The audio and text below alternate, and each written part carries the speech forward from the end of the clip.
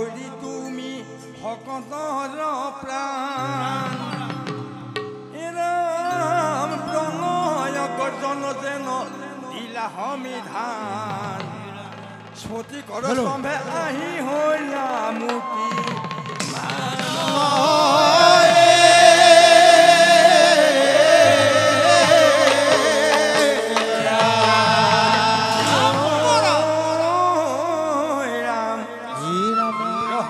ভকতি কৰে পঞ্চবৰী সতে ভক্তিৰ তত্ত্ব জ্ঞান পাইলে মাতৃৰ গৰ্ভতে ৰাম হিৰণ্য কশিপু পিতৃ বিহিলে কত ৰাহাস লোভিলে কৰুণা হৰি ভকতি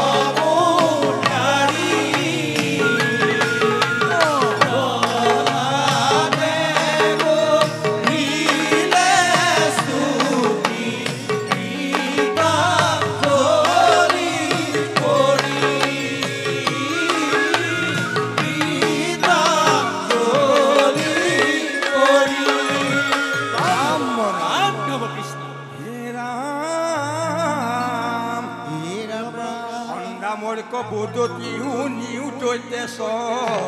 তোমাৰ সন্তান ভৈল অধম পামৰ নপৰ হয় দৈত্য শাস্ত্ৰ লয় হৰিণা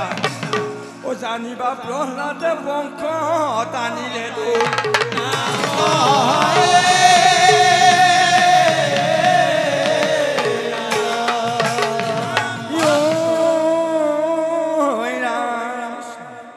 মূৰ্খ বুদ্ধি শুনিলা দৈত্য ৰায় প্ৰহ্লাদক মাৰিবাক চিন্তিলে উপায় এৰাম বৈদ্যভূমিৰ সন্তে কাটো আলোকন আনিলে মতাই মাৰিবাক লাগি তাংক দিল তপ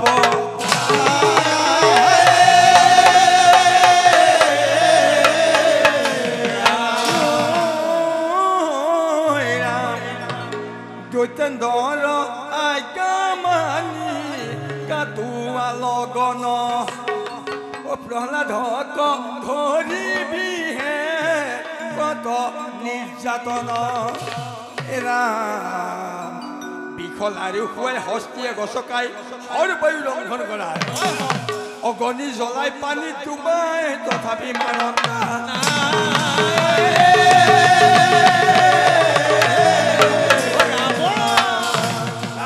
ৰাম এনেধৰণে প্ৰহ্লাদক শাস্তি দিছিলে আকৌ মই নাম আকাৰে কৈছোঁ দৈত্য ৰাজে প্ৰহ্লাদক নানা শাস্তি দিলে দৈত্য ৰাজে প্ৰহ্লাদক নানা শাস্তি দিলে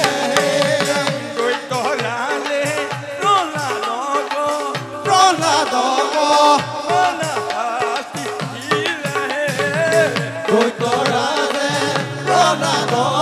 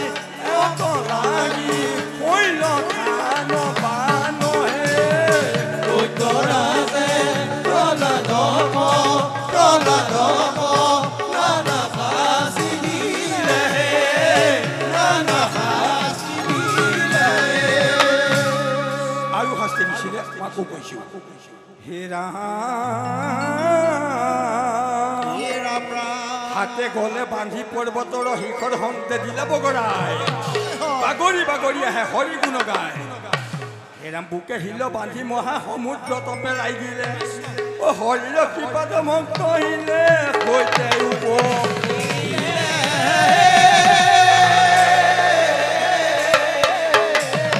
ৰাম যিকোনো প্ৰকাৰে পুত্ৰক মাৰিব নোৱাৰি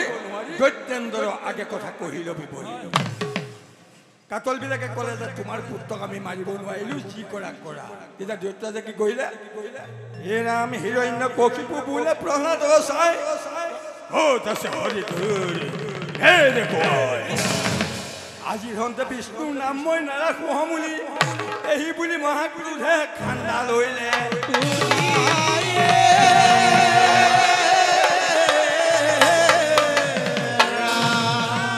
তেতিয়া প্ৰহ্লাদে কি কৈছিলে প্ৰহ্লাদে লয় পিতৃক মধুৰ বচন সমস্ত ভূততে ব্যাপী আছে নাৰায়ণ অশুনিও কপিতা মূৰ কহু স্বৰূপত বিচাৰিলে পাবা হৰি স্মৃতি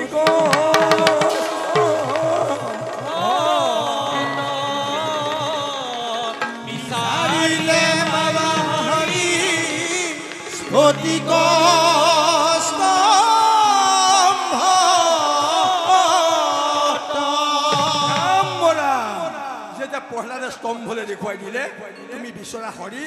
এই স্ফটিকৰ স্তম্ভত দেখা পাইছোঁ তেতিয়া দৈত্যই যে কি কৰিলে হে ৰাম প্ৰহ্লাদৰ বচন শুনি জ্বলিল ক্ৰোধৰ অগ্নি মহাকোপে দৈত্যেন্দ্ৰ মুষ্টি কৰিলে প্ৰহাৰ ভকতৰ বাক্য ৰাখি মোৰ প্ৰভু শ্ৰী হৰি নৰসিংহৰ ওপৰ হৰি ভয় নাই হ'ব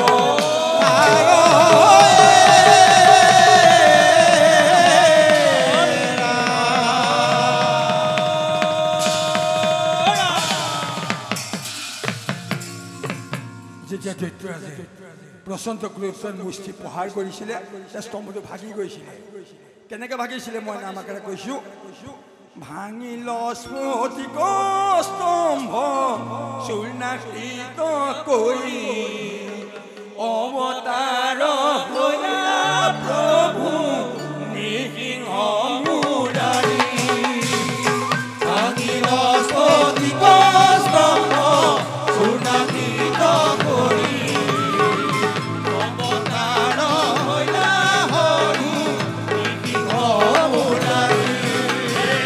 ভাঙিল স্ফটিক স্তম্ভ চূৰ্ণাকৃত কৰি অৱতাৰ হৈলা প্ৰভু নৃসিংহ মুৰাৰী ভাঙিল স্ফটিক স্তম্ভ চূৰ্ণাকৃত কৰি অৱতাৰ হৈলা হৰি নৃসিংহ মুৰাৰী বাৰিষাৰ মেঘে যেন গৰ্জে ঘনে ঘন ধৰিল চন্দ্ৰমূৰ্তি দেৱনাৰায়ণ ভাগিল স্ফটিক স্তম্ভ চূৰ্ণাকৃত কৰি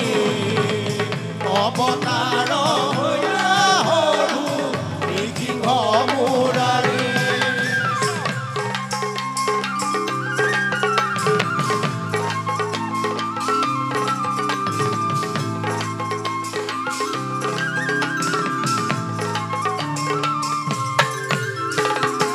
লাগিল লাগিল যুদ্ধ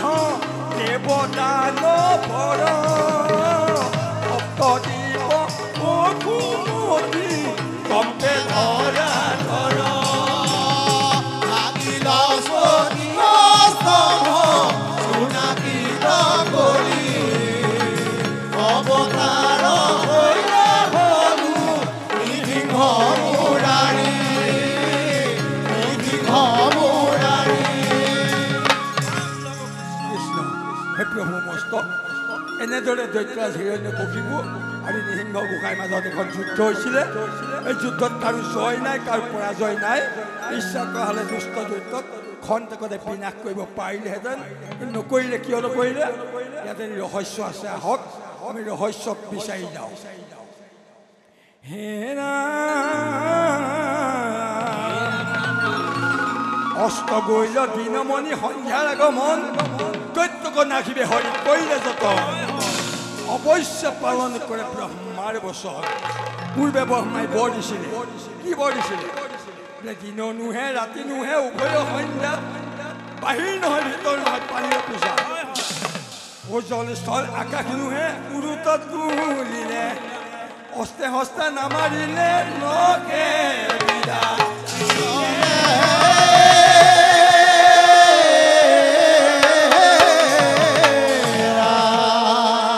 গতিকে হৰি নামৰ প্ৰভাৱত দুষ্কৃতি নাশ হ'ল সংস্কৃতি উদ্ধাৰ হ'ল প্ৰহ্লাদ হ'ল সংস্কৃতিৰ প্ৰতীক আৰু কশিপু হ'ল দুষ্কৃতিৰ প্ৰতীক গতিকে আজিও এই পবিত্ৰ অনুষ্ঠানৰ দ্বাৰাই যোগী সমস্তৰ অপায় অমংগল সকলো দূৰ হওক সমস্তকে প্ৰভু ভগৱন্তই কৃপা পৰীক্ষণ কৰক ইয়াকে আমি কামনা কৰিছোঁ এই নামভাগীৰ যোগেদি লগতে যেতিয়া দৈত্যৰ বিনাশ হৈছিল তেতিয়া ভকতৰূপী দেৱতাসকলে কি কৰিছিলে হে ৰামে দেৱতাই বজালে বিজয়ৰ দুন্দুভি দানৱ কোনে কৰিলে প্ৰমাণ বিনাশ হৈল ৰিপু হিৰণ্য কশিপু উদ্ধাৰ হ'ল ভক্ত